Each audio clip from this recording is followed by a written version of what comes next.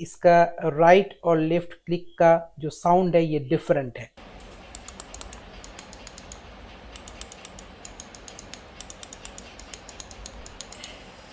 तो इसको आज हम ठीक करेंगे। इसके लिए पहले इस माउस को हम खोल लेते हैं। इस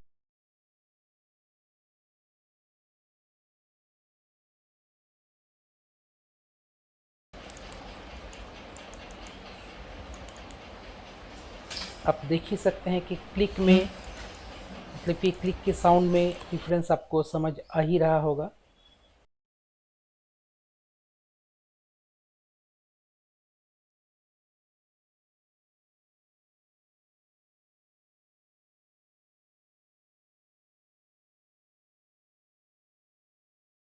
क्लिक साउंड कैसे चेंज हो गया है, अभी एकदम क्रिस्प क्लिक हो रहा है।